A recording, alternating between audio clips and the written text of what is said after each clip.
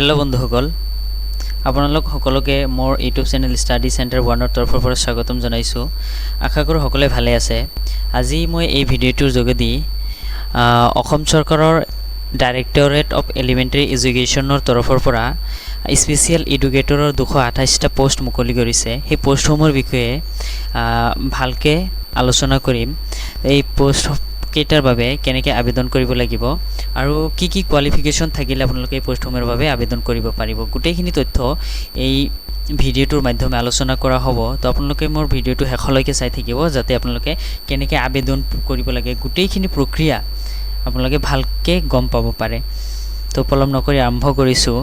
এই পোষ্টসমূহৰ বাবে এপ্লাই কৰাৰ লাষ্ট ডেট হ'ল 30 ছেপ্টেম্বৰ 2025।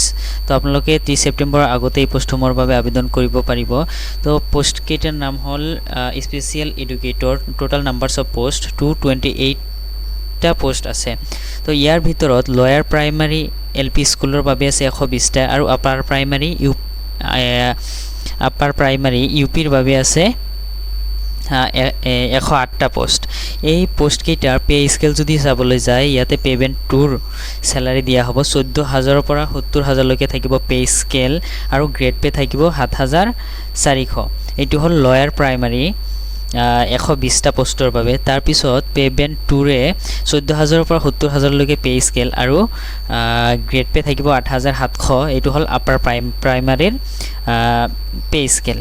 তাৰপিছত যদি এলিজিবিলিটি ক্ৰাইটেৰিয়া চাবলৈ যায়, আপোনালোকে ইয়াতে চাব পাৰিছে যে কেণ্ডিডেটজনৰ যিয়ে এপ্লাই কৰিব তাৰ নিম্নতম বয়স 18 বছৰ হ'ব লাগিব আৰু ঊৰ্ধ্বতম 40 বছৰ বয়সলৈকে আবেদন কৰিব পাৰিব। যদিহে এক্স ছাৰ্ভিচমেন হয় তেন্তে 42 ইয়াৰ্ছলৈকে আবেদন কৰিব পাৰিব, আৰু যদি OBC MOBC হয় তেন্তে 43লৈকে আবেদন কৰিব পাৰিব, আৰু SC ST PST এইচৰ বাবে 45 ইয়াৰ্ছলৈকে আবেদনৰ সময়সীমা ধৰি দিয়া হৈছে। আৰু পাৰ্চনছ উইথ ডিছেবিলিটি PWBDৰ বাবে 50 বছৰলৈকে বয়স দিছে আবেদন কৰাৰ বাবে। আৰু এইটো 1 আগষ্ট 2025ৰ আগত আপোনালোকৰ এই বয়সখিনি হ'ব লাগিব, তেতিয়াহ'লেহে আপোনালোকে আবেদন কৰিব পাৰিব। আৰু ইয়াত দিয়া আছে স্মল ফেমিলি নৰ্মছ, আপোনালোকে এইখিনি ভালকৈ পঢ়ি ল'ব। No person having more than 2 living children on or after 1/1/2021 from a single or multiple partners shall be eligible for appointment as per the gov policy on small family norms। যে 2021 চনৰ আগত যদি আপোনালোকৰ দুজন চিলড্ৰেন মানে ল'ৰা ছোৱালী আছিলে তেন্তে আপোনালোকে আবেদন কৰিব পাৰিব। আৰু ইয়াতে মানে এইটোৱে কৈছে যে 2021 চনৰ পাছত যদি আপোনালোকৰ দুজনতকৈ বেছি ল'ৰা ছোৱালী আছে তেন্তে আপোনালোকৰ কিবা এটা অসুবিধাৰ সৃষ্টি হ'ব আবেদন কৰাৰ পিছত চাকৰি পোৱাৰ ক্ষেত্ৰত। তাৰপিছত ইয়াত দিয়া আছে যে কেণ্ডিডেটজন ইণ্ডিয়ান হ'ব লাগিব আৰু পাৰ্মানেণ্ট ৰেচিডেণ্ট অফ আছাম হ'ব লাগিব। তাৰপিছত এডুকেশ্যনেল কোৱালিফিকেশ্যন দিয়া আছে যে LP স্কুলৰ বাবে senior secondary or it is equivalent with at least 50% marks and 2-year diploma in education special education। তাৰপিছত মানে হায়াৰ ছেকেণ্ডাৰী পাছ হ'ব লাগিব। তাৰপিছত 2 বছৰৰ DLED যদি কৰা থাকে তেন্তে লয়াৰ প্ৰাইমেৰীৰ বাবে আবেদন কৰিব পাৰিব, আৰু ইয়াতে Assam TET central TET pass কৰা হ'ব লাগিব। আৰু আপাৰ প্ৰাইমেৰীৰ বাবে যিকেইটা পোষ্ট আছে এই পোষ্টসমূহত আবেদন কৰিবৰ বাবে আপোনালোকে গ্ৰেজুৱেট হ'ব লাগিব মিনিমাম 50% মাৰ্কছৰ সৈতে, আৰু লগতে BEd কৰি থকা হ'ব লাগিব। তাৰপিছত আপোনালোকে আছাম টেট বা চেণ্ট্ৰেল টেট পাছ কৰা হ'ব লাগিব, তেতিয়াহ'লেহে আপোনালোকে এই পোষ্টসমূহৰ বাবে আবেদন কৰিব পাৰিব। তাৰপিছত ইয়াতে দিয়া আছে medium of instruction either the language 1 or the language 2 of both A-TET and C-TET candidates shall match the medium of instruction of the school wherein the candidate wishes to apply।